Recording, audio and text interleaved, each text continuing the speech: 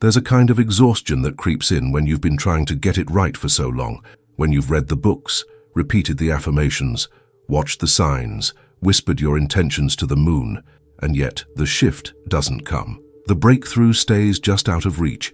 You wonder, what am I missing? But that very question carries the weight of the answer.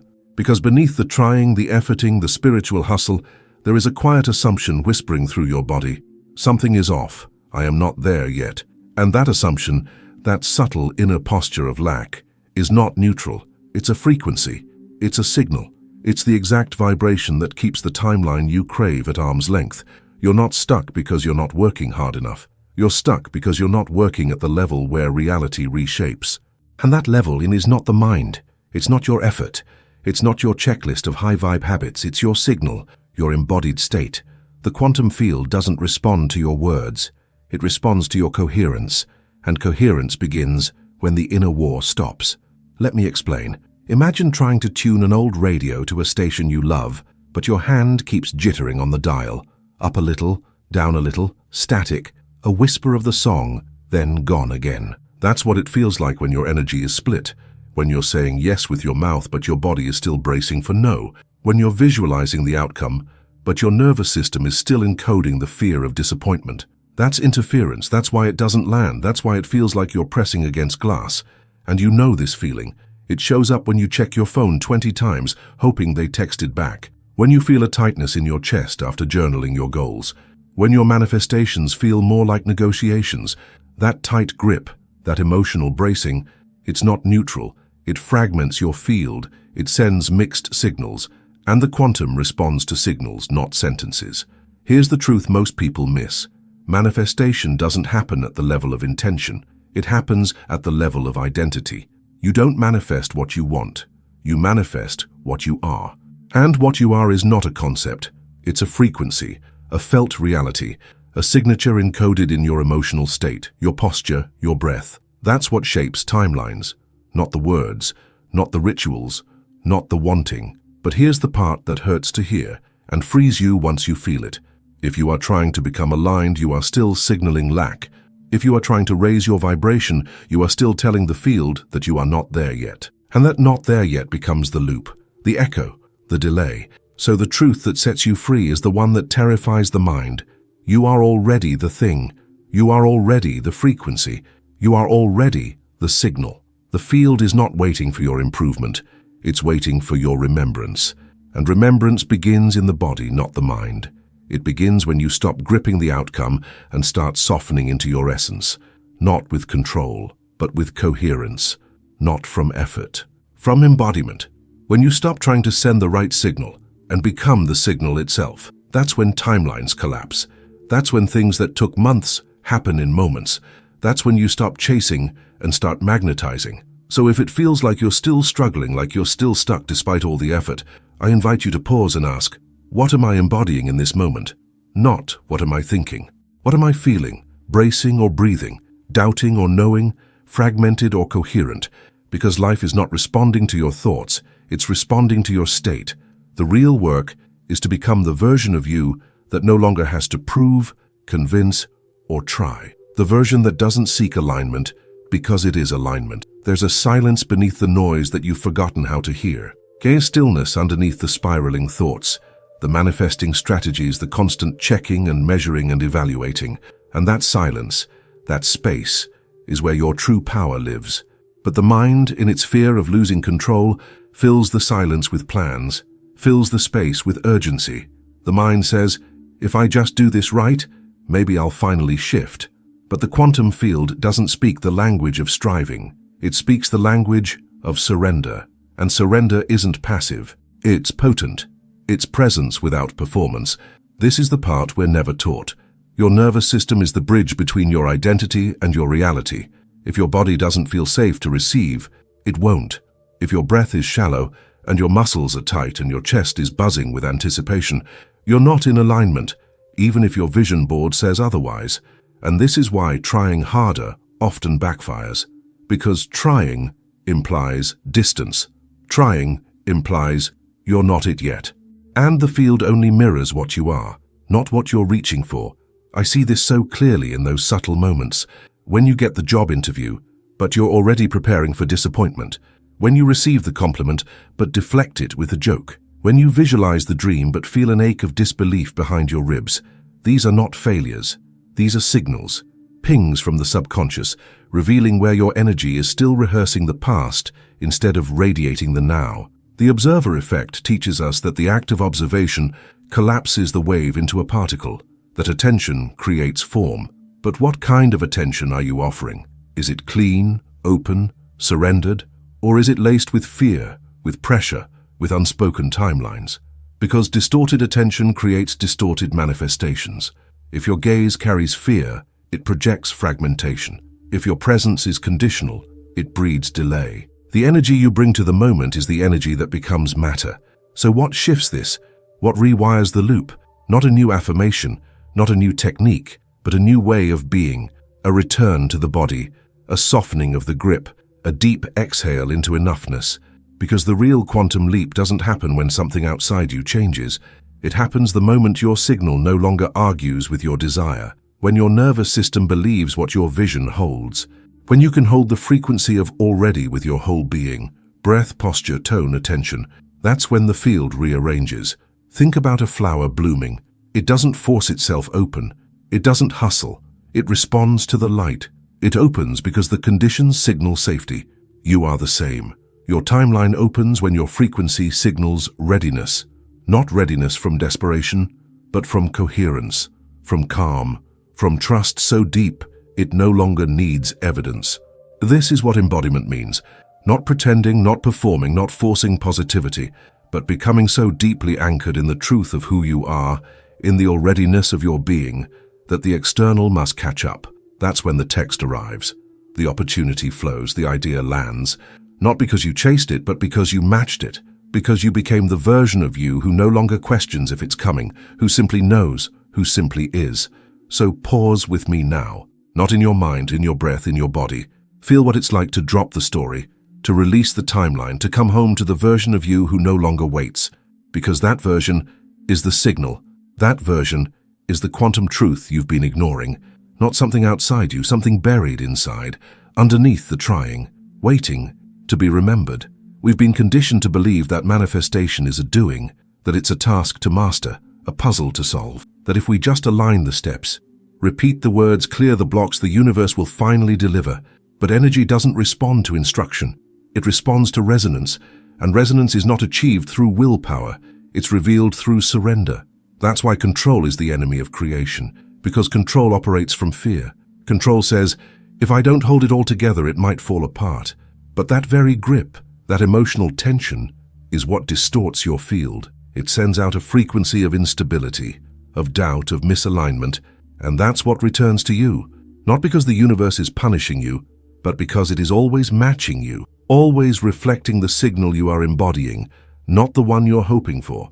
You don't attract what you desire. You attract what your nervous system believes is safe to have. And many of us are trying to manifest realities that our bodies don't feel safe to receive. Love that would shatter our defenses. Abundance that would dissolve our identity as the struggler. Visibility that would expose our old wounds. So we stay in the loop. We touch the edge of the dream, then pull back. We manifest half of it, then sabotage the rest, and we call it failure. But it's not failure, it's a frequency conflict. This is where the observer effect becomes more than a theory. It becomes a mirror, because you are not just the observer, you are the observed. You are watching yourself all day long, subconsciously scanning, is it safe to shine? Is it okay to relax? Will I be rejected if I rise? And your body responds accordingly. Tension in the jaw, holding in the gut, bracing in the shoulders. This is your broadcast. This is your energetic posture. And no matter how many affirmations you say, this is what's shaping your field. So the real work isn't about adding more. It's about removing the interference, the static, the coping, the need to prove, to convince, to control. It's about letting go of the mental grip long enough for your natural coherence to return. Because underneath all the programming, you are already aligned. You are already whole. You are already the version of you who has the thing. But that version isn't accessed by thinking. It's accessed by feeling, by softening, by becoming energetically congruent. And energetic congruence feels like relief. It feels like exhale. It feels like the moment you stop fighting the current and let yourself float. That's the vibrational shift. That's the collapse of time. That's when you stop vibrating at the frequency of effort and rise into the frequency of inevitability. You've felt it before, in those quiet moments when something just clicked, when the idea arrived effortlessly, when the person texted just as you were thinking of them, when life moved with you, not against you. That wasn't coincidence. That was coherence. You were momentarily embodying the version of you that no longer doubts, no longer grasps, no longer tries to manipulate the flow. And because your signal was clean, life could respond instantly. This is the quantum truth most people miss.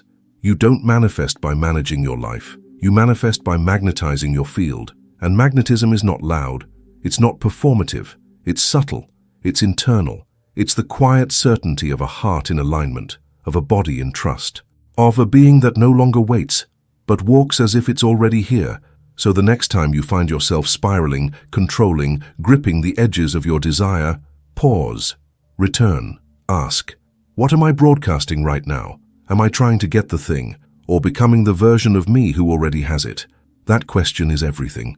That question brings you back, because what you become is what arrives, every time. There's a difference between wanting and being, between hoping and knowing, between imagining and embodying, and that difference, though invisible to the eye, is everything in the quantum. Because the field doesn't deal in hypotheticals, it doesn't respond to maybe someday. It reads vibration, it mirrors certainty, it bends around coherence. And coherence is not just emotional alignment, it's nervous system safety. It's the felt sense of, I can hold this, I am this, I don't have to earn this. SAS, when your body believes what your mind is affirming, your entire field clicks into congruence. No more static, no more mixed signals, just a steady, magnetic pulse of truth. That's when manifestation becomes effortless, not because you did more, but because you finally stopped resisting who you really are. We confuse control with power, but control is what we reach for when we feel powerless. It's a trauma response, dressed up as strategy, and in the energetic realm, control is noise. It fragments your signal. It distorts your field. Imagine trying to send a love song through a radio full of static. That's what happens when you try to manifest from tension. The melody gets lost, the message is scrambled, and the timeline can't find you. Now think about the opposite. Think about the moments in your life when you weren't trying, and yet everything aligned. The parking spot appeared. The call came in. The connection deepened. You weren't pushing. You weren't managing the outcome. You were just there, open, present, trusting. That state is not random. It's not lucky. It's a specific frequency, and you can access it, not by trying harder, but by softening deeper. Softening doesn't mean giving up. It means giving in to your own power. It means relaxing the parts of you that believe you still have to fight for what's already yours. It means breathing into the version of you who no longer doubts their worthiness. That breath, that shift in posture, that small drop in pressure, that's the quantum key, because the field is reading your entire system, not just your words. So if you're still struggling, if it still feels like your desire is hovering just out of reach, check your body, not your vision board, not your morning routine, your body. Is it relaxed? Is it open? Is it resonating safety? Or is it bracing, pushing, whispering, not yet? The truth is, you don't need to add more to manifest. You need to subtract the resistance, and resistance often hides in the most well-meaning places, in the rituals, in the routines, in the hypervigilance of trying to stay aligned. But true alignment doesn't need policing. It needs permission, permission to rest, to feel, to trust that your signal is enough, because it is. It always has been. You don't manifest because you're perfect. You manifest because you're present, because your frequency matches the version of you who already lives the life you're calling in. And that version of you, that future self, is not waiting somewhere far away. They're already here, whispering through your instincts, guiding you through your desires, echoing in every moment of resonance. You don't become them through effort. You merge with them through frequency. So pause, feel, let your shoulders drop, let your breath deepen. Let yourself remember that the most magnetic thing you can be is real, not polished, not ideal, just present, just honest, just aligned with the knowing that what's meant for you is not behind a wall of effort, it's behind a veil of vibration. And that veil lifts the moment you stop trying to force the future and start embodying it now. You see, time isn't what you think it is. It's not a straight line. It's a spiral of possibilities, pulsing and folding into each other in every breath. Every moment is an access point, and every shift in your frequency is a doorway. You don't have to wait for the future to arrive, because the future is waiting for you to match it, to remember it, to become it. We talk about collapsing timelines as if it's something mystical, something only the advanced can achieve. But in truth, timeline collapse is natural.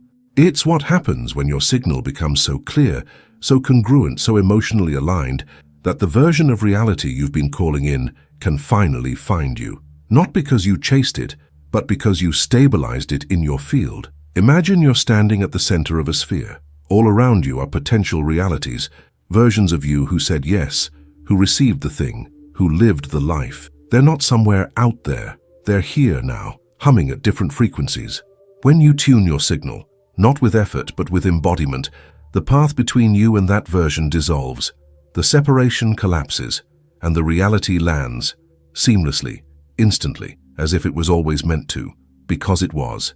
But here's what gets in the way: emotional incongruence, wanting the thing but fearing the having, desiring the relationship but bracing for abandonment, calling in the abundance but secretly feeling unworthy. These are not just thoughts, they're energetic codes, and the field reads them, not as judgment, but as guidance. It will never give you what you aren't truly available to hold, not because you're not deserving, but because it honors your current identity. It mirrors your dominant emotional truth. So the most radical thing you can do is shift that truth, not by arguing with the old story, but by embodying the new one, by living today as if the dream has already touched down, by walking, breathing, choosing from the frequency of already. That doesn't mean pretending. It means anchoring into the version of you who no longer doubts, who no longer negotiates their worthiness, who moves like it's done. And yes, the mind will resist. The ego will whisper, "But what if nothing changes?" And that's where the practice lives. Not in fighting the voice, but in not believing it, in choosing presence over panic, in choosing to stay in coherence even when evidence hasn't arrived yet. Because the evidence isn't the cause, it's the echo. The signal comes first, the field responds next. There's a moment in every journey when the shift becomes internal, when you stop looking for proof and become the proof, when you stop chasing the outcome and become the embodiment. That moment is sacred, because that's when the future bends. That's when the doors open. That's when the how dissolves and the now takes over. You've known this in glimpses, that instant clarity, that rush of synchronicity, that surreal feeling of, "I knew this was coming." That's not random. That's not magic. That's resonance. You tune to the version of you who already had it, and reality aligned, so the next time doubt creeps in, smile, not because you're bypassing, but because you know the truth. If I can feel it, I can match it. If I can match it, I can live it. Not in some distant timeline, in this one, in this breath, not with control but with coherence, not more doing, more remembering. You are not here to chase your desires, you are here to become them. There's something sacred that happens when you finally stop asking, "When will it happen?" and start asking, "Who am I being while I wait?" Because that question doesn't just shift your mindset, it shifts your timeline. It anchors you into a deeper truth, that the waiting itself is not empty. It's a womb, a portal, a vibrational preparation. Most people waste the in-between. They fill it with anxiety, self-doubt, grasping thoughts. They hold their breath, waiting for proof. But when you do that, you freeze your frequency. You trap your energy in the limbo of not yet. And the field reads it, matches it, delivers more almosts. But what if the waiting could become the becoming? What if every moment you spend without the thing is actually the precise moment your embodiment is being refined? What if the field is not testing you, chance, but tuning you? Because it is. The universe is deeply intelligent. It doesn't give you what you're not ready to stabilize. And readiness isn't about worth. It's about frequency integrity. If you want to hold more, you have to become more coherent. And coherence happens in the pause. In the presence. In the days where nothing seems to move but everything inside you is shifting. Let me ask you something. When was the last time you let yourself feel safe while still waiting? Not resigned, not detached, but safe, certain, open. That's embodiment. That's trust in motion. That's the frequency that magnetizes reality. Because here's the truth, the field is not linear. Your manifestation isn't waiting at the end of a tunnel. It's hovering around your current signal. The version of you who already has it is not in the future. She's in a parallel now. And she's accessed when your frequency stabilizes into hers, not through force, but through resonance, through emotional coherence. Think of it like tuning a guitar. If one string is slightly off, the song won't land, no matter how passionately you play. But when every string is in tune, even the softest note becomes beautiful. Your signal is the same. If you're affirming love but vibrating fear, the song won't carry. If you're visualizing wealth but bracing for lack, the melody is distorted. But when your thoughts, emotions, body and breath all agree, that's harmony, that's power, that's when the field sings back. So how do you tune your instrument? You slow down, you breathe, you stop performing and start listening. You become intimate with the spaces inside you that still whisper, "not yet," and you hold them in love until they soften, until they trust, until they release the old signal.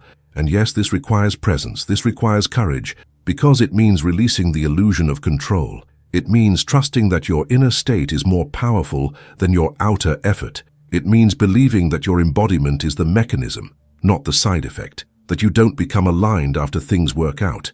Things work out because you become aligned. This is the quantum reversal, the sacred inversion. Reality doesn't cause alignment. Alignment causes reality. So the next time you feel the ache of still waiting, place a hand on your heart and ask, what part of me is still broadcasting separation? Not to shame, but to invite coherence. Because when all of you agrees, the field agrees, and what you've been calling in no longer needs to arrive.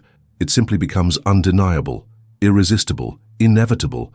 It's a quiet revolution, the moment you stop chasing and start radiating. When you stop negotiating with your desires and begin embodying their inevitability. Because the truth is, the quantum doesn't respond to begging. It doesn't reward need.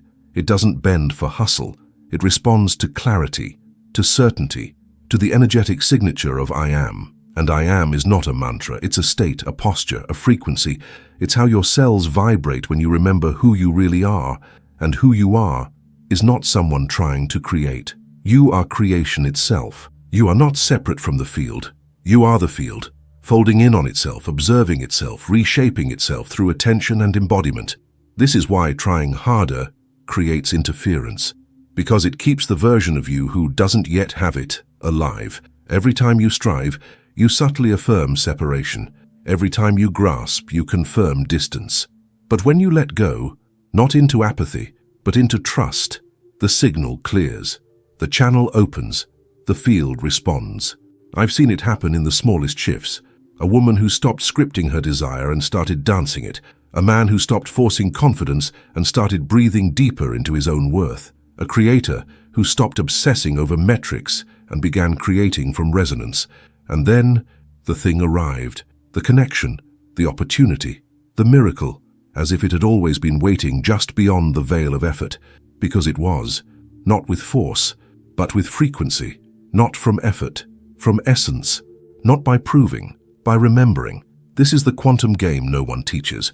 Reality is a mirror, not a vending machine. You don't insert action and receive reward. You reflect identity, and reality reflects it back. So if you're still stuck, still spinning, still asking why isn't it working, the answer isn't do more. It's be more aligned, be more you, the you who no longer doubts, the you who no longer splits their energy in self-protection, the you who walks as if the dream is already here, because it is in you. And alignment isn't something you wait for. It's something you choose, right now, in this moment, with your breath, with your body, with your attention. You can choose to embody the version of you that already has it, not because you're faking, but because you're remembering, because that version is already encoded in your field, waiting to be activated by your coherence. This is the vibrational law we've ignored. You don't manifest what you deserve. You manifest what you stabilize, what you signal, what you emotionally agree with. And agreement is a full-body yes, not just an idea, but a lived vibration. When all of you agrees, the field moves instantly, so check in. Right now, what are you radiating? Not what are you hoping for? What are you being? In your breath, in your posture, in your gaze. Because that's your prayer, that's your command to the field. Not your words, your being. And the most beautiful part?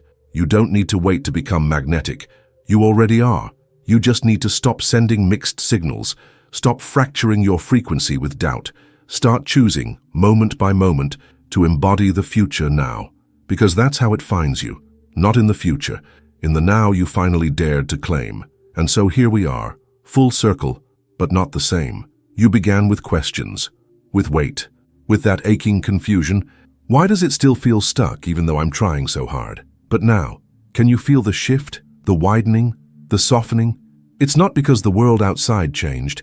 It's because your inner signal is tuning to something older than effort, truer than striving, a deeper intelligence, one that doesn't need proof to know it's real, because the field doesn't require you to be perfect. It just asks you to be present, to stop arguing with your becoming, to stop trying to manifest from lack and start creating from coherence. That moment you fully feel it, that's when reality rearranges. When it moves to match the new song humming in your cells, this is the final remembering. You are not here to push timelines into existence. You are here to open, to attune, to embody the reality that already wants you, and it does want you. Your desire is not random. It's not arbitrary. It's encoded within you because it already exists, just at a different frequency. So your only task, your only sacred practice, is to tune your body, your breath, your belief, to the version of you who already holds it. Not someday, not when the evidence appears, but now. Because alignment isn't a future condition, it's a present choice. It's how you walk, how you listen, how you pause in the middle of the chaos and say, I remember. I remember that the field responds to who I am, not what I want. I remember that urgency is interference, and presence is power. I remember that my nervous system is not a barrier, it's a bridge. I remember that embodiment is the transmission, not what I say, but how I show up, breathe, soften, and stabilize. And most of all, I remember that the version of me who lives the life I dream of isn't waiting in the future. They're here, now, just beneath the static, just behind the grasping, just beyond the fear. So let go, not because you're giving up, but because you're finally letting in. Let go of the timeline. Let go of the mental checklist. Let go of the need to feel in control, and drop fully into the only thing that ever shifts reality, your frequency, your embodied state, your inner yes.